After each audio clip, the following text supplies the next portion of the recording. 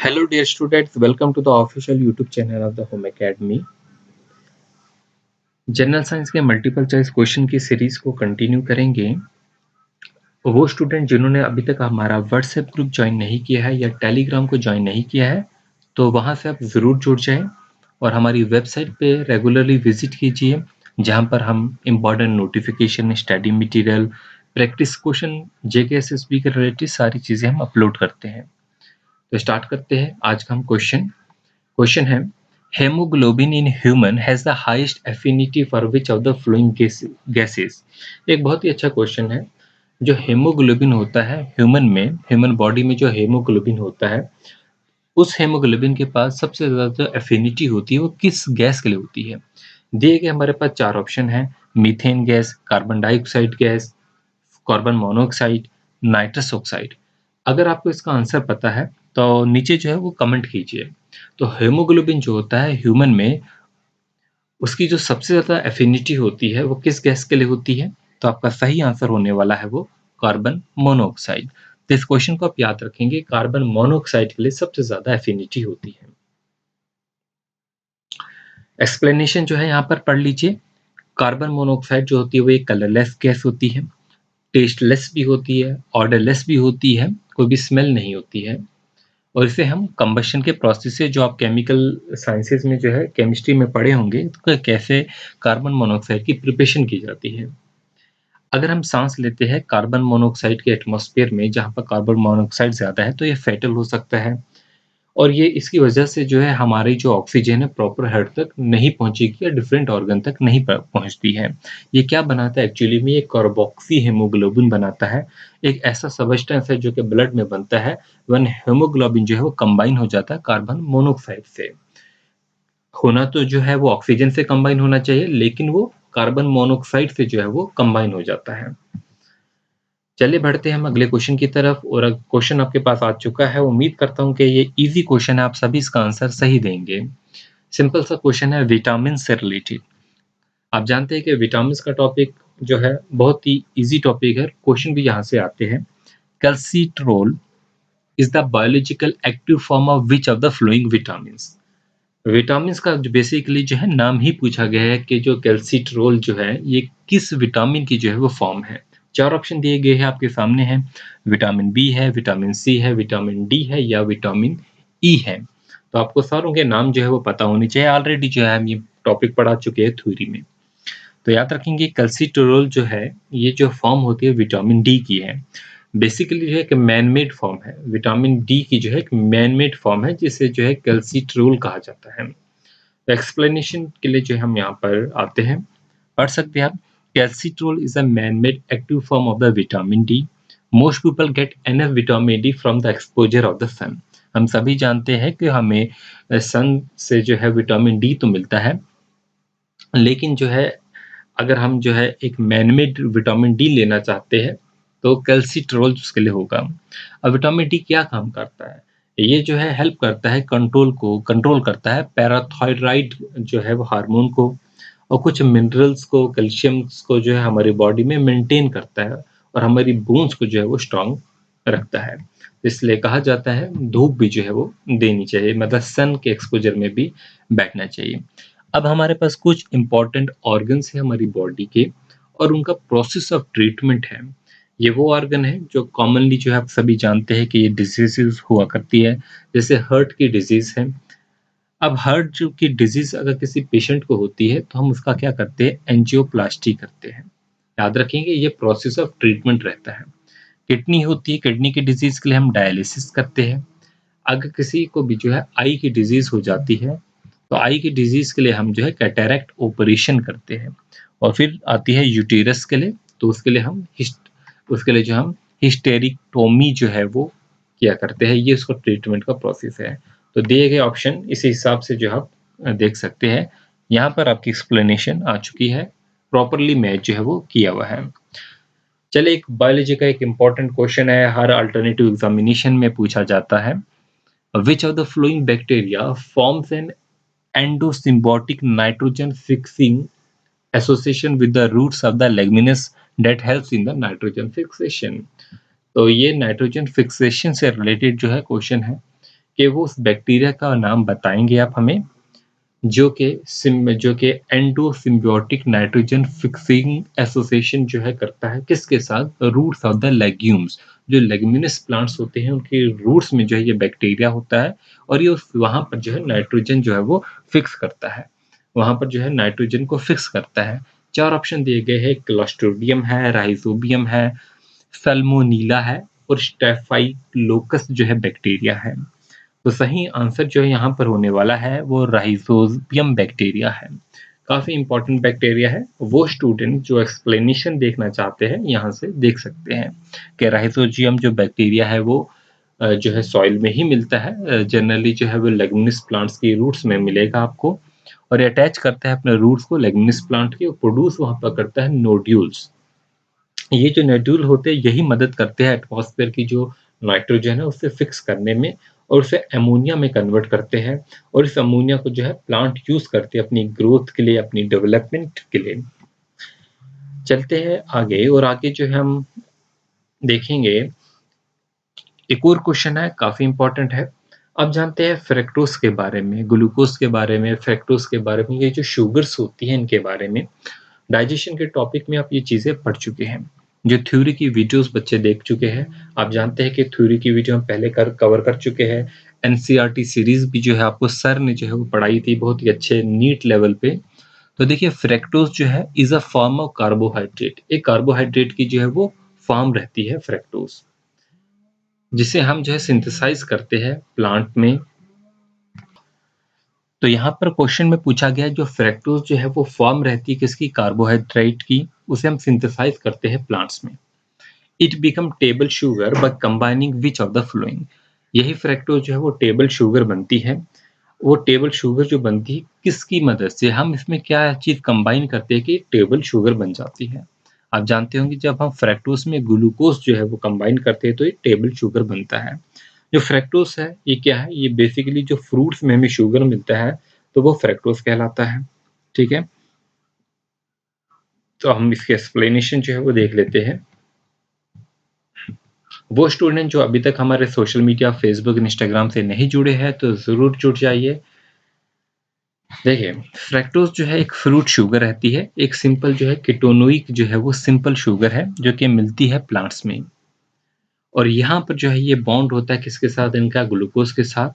और ये अब जो है मोनोसेक्राइड होती है तो ये मिलकर जो है ग्लूकोज के साथ मिलकर जो है डाइसेक्राइड बनाती है जिसे हम सुक्रोज कहेंगे। आप जानते हैं फोटोसिंथेसिस का जब प्रोसेस होता है सेल जो है यूज करता है कार्बन डाइऑक्साइड को, वाटर को यूज करता है और एनर्जी को जो कि सन से मिलती है टू मेक शुगर मॉलिक्यूल यानी कि ग्लूकोज। वही एक शुगर मॉलिक्यूल जिसको हमने कहा। और साथ में जो है ऑक्सीजन भी निकलती है। और ये जो शुगर मॉलिक्यूल्स होती है are the basis for more complex molecule made by the photosynthetic cell जैसे कि ग्लूकोज। तो कैसे ग्लूकोज बनता है वो तो आप जानते हैं, फोटोसिंथेसिस की फेमस रिएक्शन आप सभी ने पढ़ी होगी। चलते हैं अगले क्वेश्चन की तरफ। ये क्वेश्चन हमारे डिजीजेस से कुछ क्वेश्चन होंगे। अब सबसे पहले एक क्वेश्चन जो है एंटीबायोटिक से है, एक फैक्ट बेस्ड क्वेश्चन है। आप जानते हैं जो मेन रीजन होता है कि एंटीबायोटिक जो होती है could not solve all the problems of the bacterial diseases. Antibiotics जब भी हम लेते हैं आप देखते हैं कि एंटीबायोटिक जो है बैक्टीरियल डिजीजेस जो भी होती है इनकी हर प्रॉब्लम को सॉल्व नहीं कर पाती है। क्यों नहीं कर पाती है? क्योंकि जब भी हम जो बैक्टीरियल जो एंजाइम होती है उसमें जो एंटीबायोटिक होती है ये इनएक्टिव हो जाती है। अब देखते हैं हमारे पास ऑप्शन जो है insensitivity of the individual following prolonged exposure to antibiotics. तो ये जो है ऑप्शन सही नहीं होगा, आप जानते हैं। अगला जो है inactivation of antibiotic by the bacterial enzyme, बिल्कुल सही आंसर होगा जो कि अभी हम जो है पढ़ भी चुके हैं। अगला है decrease the efficiency of the immune system. ऐसी भी बात नहीं है कि इम्यून सिस्टम की जो है वो एफिशिएंसी कम हो जाए। चलो यही ऑप्शन जो है ऑप्शन नंबर बी जो होगा वो आपका सही होगा। तो एक्सप्लेनेशन आप देखना चाहते हैं तो देख सकते हैं। अगला क्वेश्चन है, काफी इंपॉर्टेंट क्वेश्चन है, इसे आप इंपॉर्टेंट लिख लें। क्वेश्चन है विच of the flowing diseases is not caused by the viruses. Simple से क्वेश्चन होते हैं, वायरल डिजीजेस, बैक्टीरियल डिजीजेस, और आप जानते हैं यही सिलेबस जो आपका है और यही सिलेबस जो है क्लास 4 की एग्जामिनेशन में भी था और वहाँ पर भी डिजीज़ेज़ से जो है पेपर में 3 क्वेश्चन आए थे। हर एक शिफ्ट में ऑलमोस्ट क्वेश्चन पूछे गए थे। तब भी पढ़ाई थी डिजीज़ेज़, आज भी जो है हम आपको डिजीज़ेज़ पढ़ा रहे हैं। ठीक है, वो पुरानी वीडियोज़ भी आप देख सकते हैं, उनसे हेल्प मिलेगी और उन्हीं वीडियोज़ों में से जो है क्वेश्चन आए हुए थे। अब यहाँ पर जो क्वेश्चन पूछा गया है, which are the following diseases is not caused by the viruses, इनमें से कौन सी जो है डिजीज जो है वायरस से नहीं होती है। कॉलरा है, चिकन पॉक्स है, हेपेटाइटिस है, मीजल्स है, ये 4-5 डिसीजेज जो है वो दी गई है।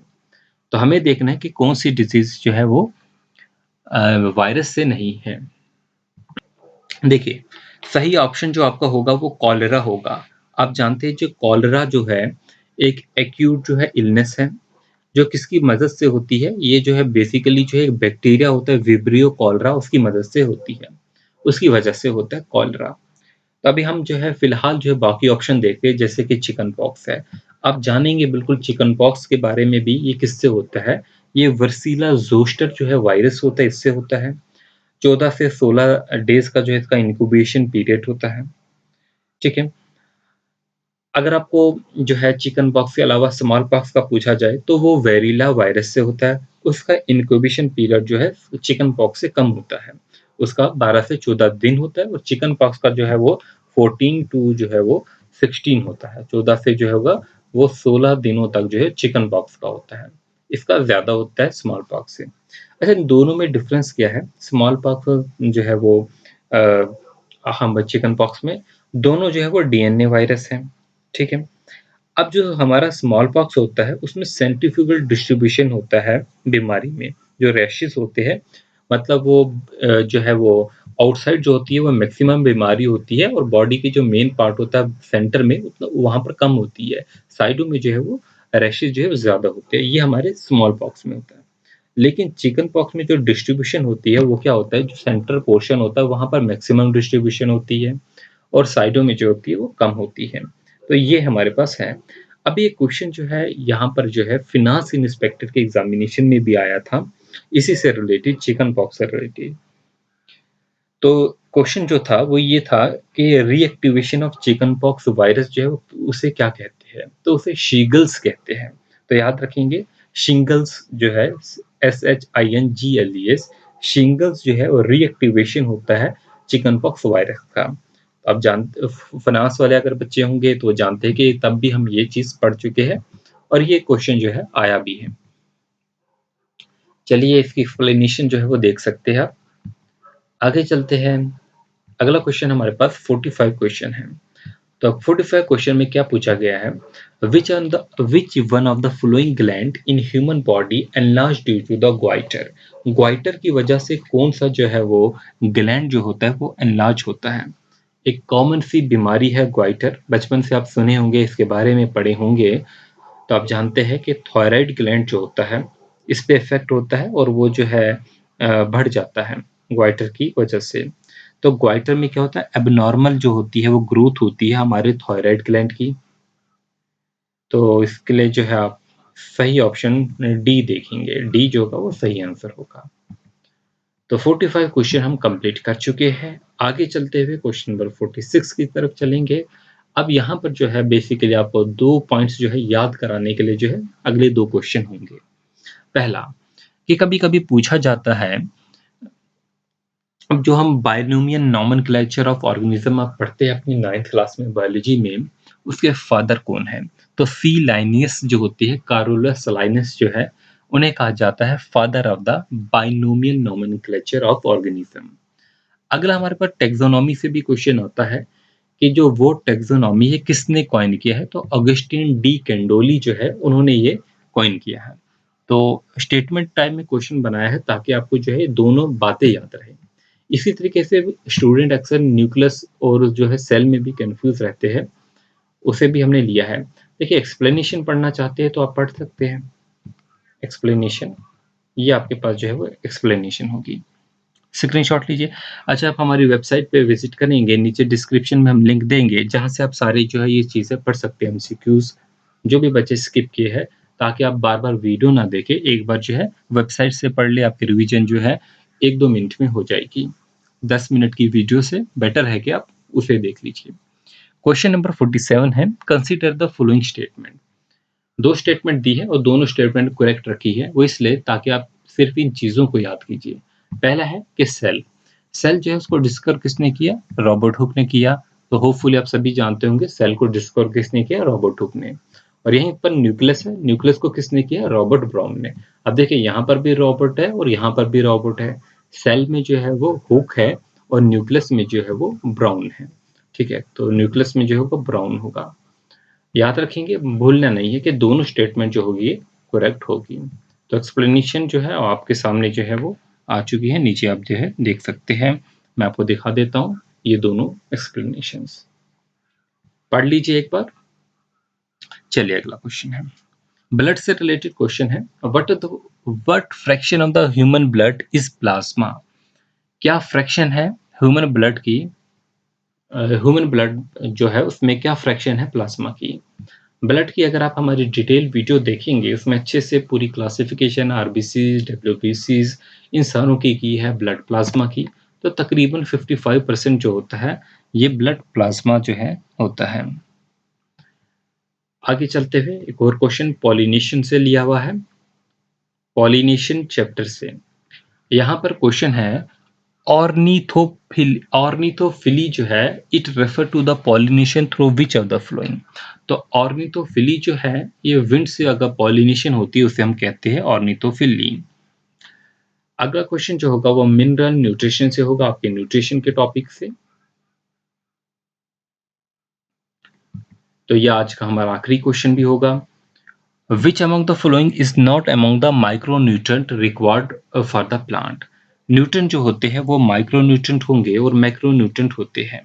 7 एसेंशियल प्लांट्स के न्यूट्रिएंट होते हैं, न्यूट्रिएंट एलिमेंट होते हैं जिन्हें हम माइक्रोन्यूट्रिएंट भी कहते हैं, जिनमें बोरान आता है, जिंक आता है, मैंगनीज आता है, आयरन आते हैं, कॉपर आता है, मॉलिब्डेनम आता है, क्लोरीन आता है। और इनका जो है कॉन्स्टिट्यूएंट जो अगर हम बात करते हैं 1% से जो है कम होते हैं प्लांट के ड्राई वेट से। तो आगे क्वेश्चन में पूछा गया which among the following is not among the micronutrient. तो माइक्रोन्यूट्रिएंट में हमने 7 पढ़े, कौन कौन सा? बोरान है, क्या यहाँ पर ऑप्शन में बोरान है? नहीं दिया गया।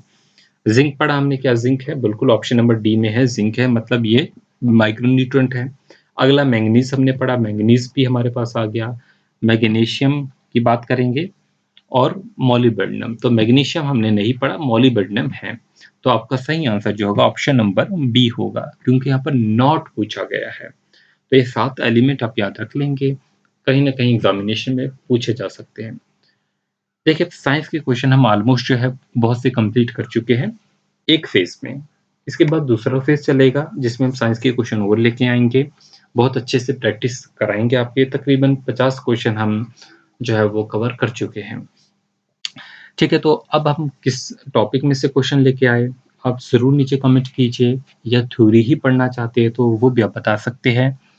Thanks for watching, wish you good luck.